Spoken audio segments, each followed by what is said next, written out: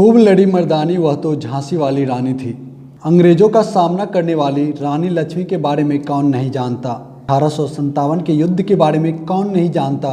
रानी लक्ष्मीबाई अपने दत्तक पुत्र दामोदर राव को पीठ से बांधे हुए युद्ध करने की वह गाथा आज भी लोगों की आंखों में आंसू ला देने के लिए काफ़ी है।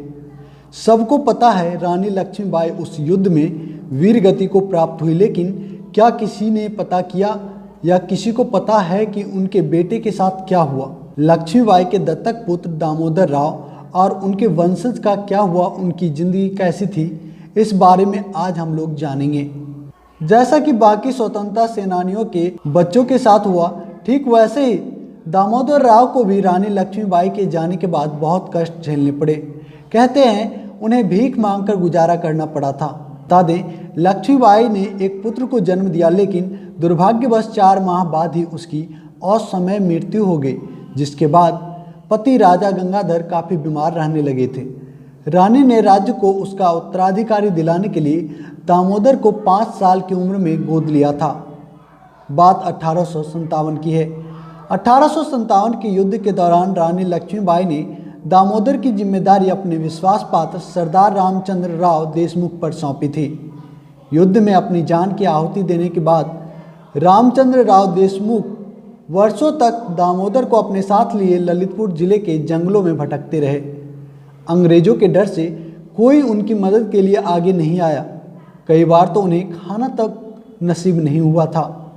कई दिनों तक जंगलों में कष्ट झेलने के बाद वे लोग झालड़ा पाटन पहुँचे, जहाँ उन्हें नन्हे खान मिले। दोस्तों, आज जहाँ पर हिंदू मुसलमान करते हैं, वहीं पर उस समय आज़ादी की लड़ाई के दौरान हर हिंदू भाई बहन हर मुसलमान भाई बहन के लिए हमेशा तैयार रहते थे। आज आपको आगे इसकी भी एक मिसाल देखने को मिलेगी। जी हाँ, झालरा पाटन पहुंचने पर उन्हें नन्हे खान मिले। नन्हे खान महारानी की मृत्यु के पश्चात झालावाड़ पतन में आकर रहने लगे थे और एक अंग्रेजी मिस्टर फ्लिंक के दफ्तर में काम करते थे। नन्हे खान ने ही दामोदर को मिस्टर फ्लिंक से मिलवाया था। मिस्टर फ्लिंक दामोदर की पेंशन की व्यवस्था कर दी। पेंशन देने के लिए अंग्रेज सरकार ने दामोदर से सरेंडर करने को कहा।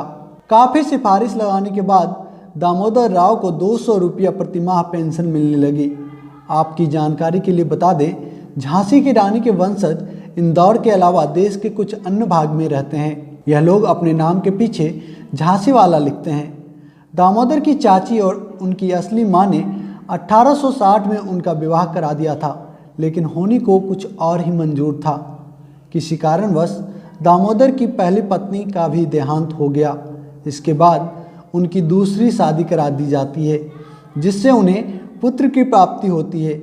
उनके पुत्र लक्ष्मण राव के बेटे कृष्ण राव और चंद्रकांत राव का वंश भी आगे बढ़ता है और कृष्ण राव के 2 पुत्र मनोहर राव, अरुण राव तथा चंद्रकांत के 3 पुत्र अक्षय चंद्रकांत राव, अतुल चंद्रकांत राव और शांति प्रमोद चंद्रकांत राव हुए।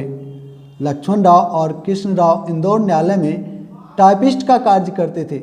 अरुण राव मध्य प्रदेश विद्युत मंडल में बतौर जूनियर इंजीनियर 2002 में सेवानिवृत्त हुए। उनका बेटा योगेश राव सॉफ्टवेयर इंजीनियर है। बता दें कि लक्ष्मीबाई पर एक बायोपिक बन रही है, जिसमें कंगना रनौत लक्ष्मीबाई का किरदार निभा रही है। इस फिल्म की जनवरी 2019 में रिलीज होने की संभावना है।